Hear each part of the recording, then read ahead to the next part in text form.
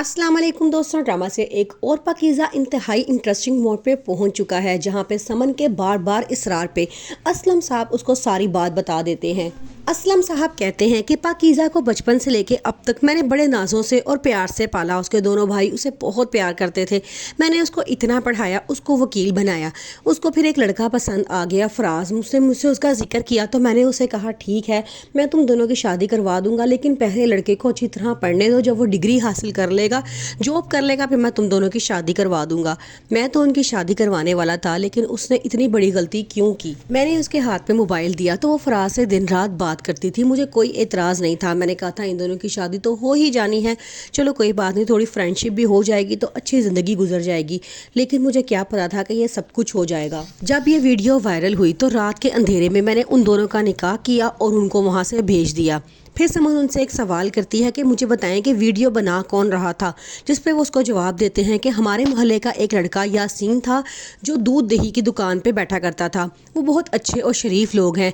एक दफ़ा थोड़ी सी पाकीज़ा के साथ उसकी मिसअंडरस्टैंडिंग हो चुकी थी, लेकिन उसने हमारे घर में आके पाकीज़ा से माफ़ी मांगी और उसके बाद वो कभी उस पाकीज़ा के सामने नहीं आया। समन ने सवाल किया कि क्या मिसअंडरस्टैंडिंग हुई थी, तो उसने बताया कि उसने पाकीज़ा से बदतमीज़ी की थी, लेकिन उसके बाद उसने माफ़ी भी मांग ली थी। इस पे अब समन सारी एक बात समझ जाती है और कहती है कि आपको यासीन के खिलाफ रिपोर्ट दर्ज करवानी चाहिए कि उसने ऐसी वीडियो क्यों बनाई।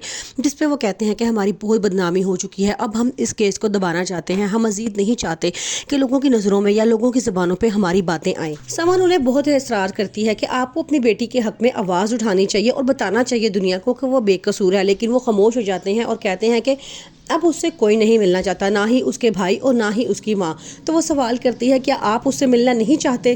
तो वो कोई जवाब नहीं देते और रोते हुए वहाँ से चले जाते हैं। पाकीज़ा और फराज दूसरी वीडियो वायरल होने के बाद जहाँ पे रह रहे थे वो छोड़ के वहाँ से भाग जाते हैं और दूसरे शहर जाने की कोशिश करते हैं, लेकिन वहाँ पे अड्डे पे जब उनके दोनों भाइयों को देखते हैं तो वहाँ से भाग जाते हैं। फिर फैसला करते हैं कि हम किसी होटल में एक रात गुजारेंगे, उसके बाद हम वहाँ से भी चले जाएंगे। लेकिन पाकीज़ा वहाँ रहने के लिए भी तैयार नहीं होती। दोनों आधी रात को सड़क पे बैठ जाते हैं और पाकीज़ा पुरानी बातें छेड़ के बैठ जाती है कि मेरा भाई ऐसे करता था और मेरी बहन मामा ऐसे करती थी। समन अब बहुत परेशान है और वो सच्चे दिल से पाकीज़ा की मदद करना चाहती है। इस सिलसिले में वो उसके बड़े भाई अकबर के पास जाती है और उसे जाके कहती है कि मुझे पाकीज़ा का नंबर दो, जिसपे वो बार बार कहता है कि आप मेरी दुकान पर ना आया करें, मेरी बेइज्जती होती है यहाँ पे। वो कहती है मैं आज के बाद नहीं आऊँगी, बस एक बार तू मुझे पाकीज़ा का नंबर दे दो। तो वो आगे से कहता है कि अगर मेरे पास पाकीज़ा का नंबर होता भी तो मैं आपको ना देता, अब आज के बाद आप मेरी यहाँ पे ना आना। ये बात सुनकर समन वहाँ से परेशान होती है और मायूस होकर चली जाती है, लेकिन वो फैसला करती है कि इस केस को वही हल करेगी।